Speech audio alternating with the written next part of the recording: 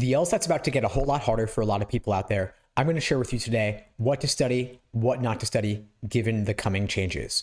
For those who don't know me, my name is Steve Schwartz. I've been teaching the LSAT since 2005, almost 20 years now.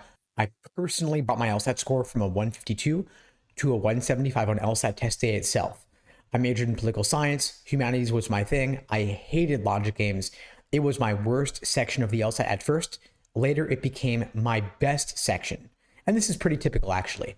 Students who score 170 or above on the LSAT typically, historically, have gotten perfect on logic games, maybe -1, and they're losing most of their points on each of the other sections, namely logical reasoning and reading comp.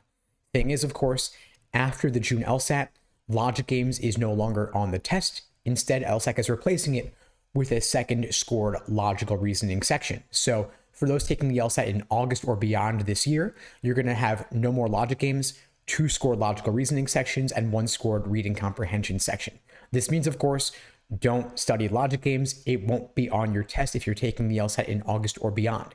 Instead, you want to devote all the extra time to logical reasoning instead, since it'll be 2/3 of the test. Any gains or improvements you make in logical reasoning will be doubled across the 2 sections. So don't study logic games, instead, more logical reasoning. The thing is, you don't just want to avoid logic games, you also want to avoid the question types that don't show up that frequently. I can't tell you how many students come to me saying, I hate parallel reasoning questions. Can you give me some tips on those? And my question to these students is, why are you asking me about parallel reasoning questions when there's only a couple of those per test? You're also getting a lot of necessary assumption questions wrong, and those are far more common. In fact, I recently spoke with a student. I'm going to call her Jamie, not her real name, but hey, Jamie, quote unquote, if you're out there, this one's for you. Jamie was asking me about parallel flaw questions. I looked at her analytics and I saw that yes, her accuracy rate on parallel flaw questions was low, but of course, this is one of the most rare question types.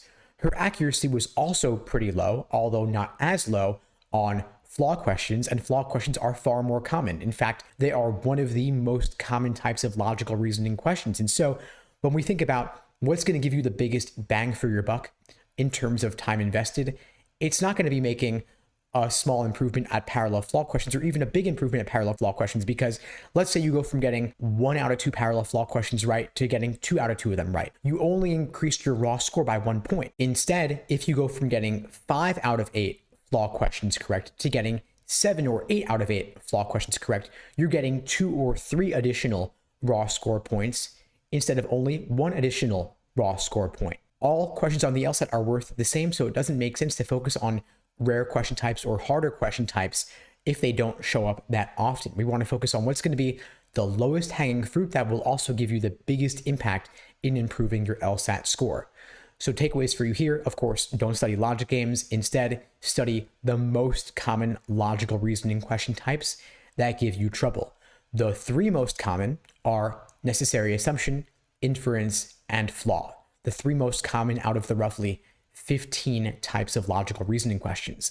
The least common types are parallel, parallel flaw, and evaluate the argument. In fact, evaluate the argument questions only show up once every several exams.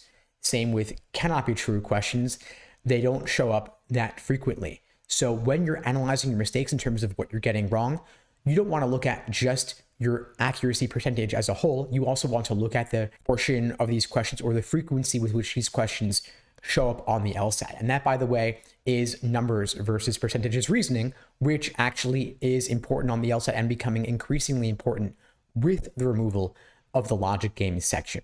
We've gotten some early indications based on logical reasoning experimental sections over the past 6 months or so, that indications that LSAT is likely to increase the relative proportion of questions involving this method of reasoning on the LSAT going forward.